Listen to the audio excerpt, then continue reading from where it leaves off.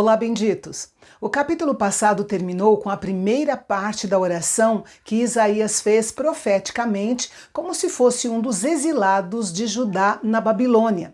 Ele olhou para o futuro e viu o Messias com as roupas salpicadas de sangue, vindo julgar as nações e defender o seu povo. Ele olhou para o passado, relembrando as grandes obras de Deus na história de Israel, e olhou para o alto, clamando ao Senhor por misericórdia, reconhecendo as falhas do povo, mas lembrando que ainda havia um remanescente que temia o Senhor e o adorava. E hoje nós vamos ver a conclusão dessa oração em que o profeta, ainda olhando para o alto, clama: ó, quem dera abrisses os céus e descesses. Assim como Deus desceu em fogo no Sinai, o profeta desejava que ele viesse novamente e revelasse o seu poder admirável a todas as nações. Elas confiavam em ídolos mortos, então que vissem o que o Deus vivo de Israel podia fazer. O profeta clama, confiando profeticamente que, se o povo esperasse pelo Senhor, também veria Deus agir em seu favor.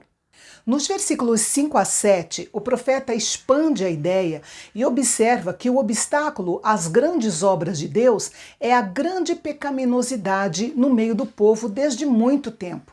O profeta, que ora representando o povo, passa então a descrever a situação da nação. Ele reconhece que o pecado os tornou impuros, inaceitáveis e indignos diante de Deus. Na lei judaica, quando uma pessoa estava impura, ela não podia ir à casa do Senhor e nem podia oferecer nenhum sacrifício, pois Deus não aceitaria nada das suas mãos. Ela era tratada como um pária ou como um estrangeiro enquanto permanecesse impura.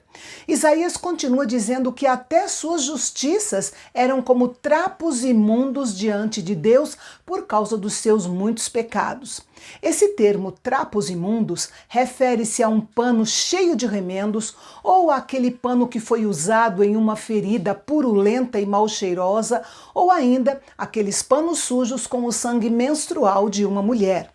E se as nossas justiças são comparadas a isso, imagine como são os nossos pecados diante de Deus. Parafraseando uma fala de Charles Spurgeon, ele disse que, por mais forte que seja essa expressão, esse é um ponto importante, porque mesmo as obras que parecem mais santas por fora podem ser corruptas e injustas. Talvez haja pecado em uma certa maneira de se expressar em oração. Talvez haja alguma impureza até nas próprias lágrimas que derramamos. Quem sabe haja pecado em nosso modo de entender e viver o que é santidade. Pode ser até que haja descrença na nossa fé e ódio em nosso próprio amor. E talvez haja o lodo da serpente sobre a flor mais bela do nosso jardim.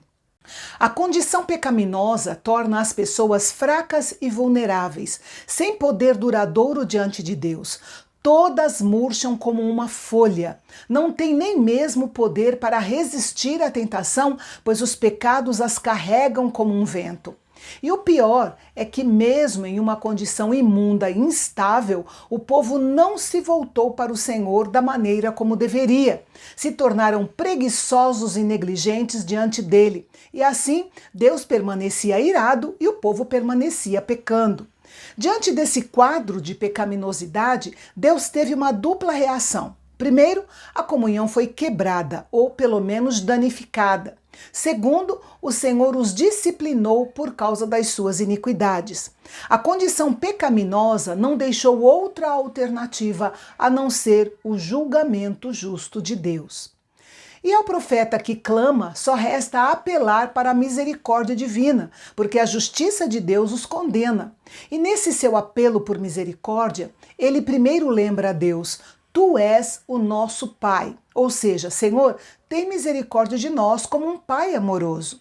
E em seguida, ele apela para a misericórdia de Deus por causa do seu poder soberano sobre cada vida, pois eles eram barro nas mãos do Senhor e desejavam ser moldados de acordo com a sua misericórdia. O profeta também concorda que Deus tinha toda a razão de ficar irado e lembrar da iniquidade deles por um tempo, mas não para sempre. E então ele faz o seu apelo final por misericórdia com base em um simples fundamento: Senhor, todos nós somos o teu povo. Isaías nos lembra da nossa natureza pecaminosa e da necessidade de reconhecer isso. Em um mundo que muitas vezes nos encoraja a mascarar nossas fraquezas e os nossos pecados, essas palavras são um lembrete importante de que a humildade e o autoexame são essenciais para o crescimento espiritual. Devemos reconhecer os nossos erros e as nossas limitações e buscarmos a misericórdia de Deus para não sermos alvos da sua condenação. Com certeza, Deus está pronto para nos renovar e nos dar uma nova chance. Sua graça é abundante e sua disposição em perdoar é infinita. Em seu apelo por misericórdia, o profeta, ainda vislumbrando o futuro, pede a Deus que olhe atentamente para a terrível condição das suas santas cidades, incluindo Jerusalém. Ele chama a atenção do Senhor para o santo e belo Templo de Salomão, que em sua visão está totalmente queimado e destruído. Esta é uma maneira eloquente e poderosa de implorar a Deus para agir. Note que, baseado no versículo 4, Deus havia planejado maravilhas além da imaginação para o seu povo. Porém, o pecado o impediu de compartilhar as suas bênçãos. Será que haveria alguma esperança?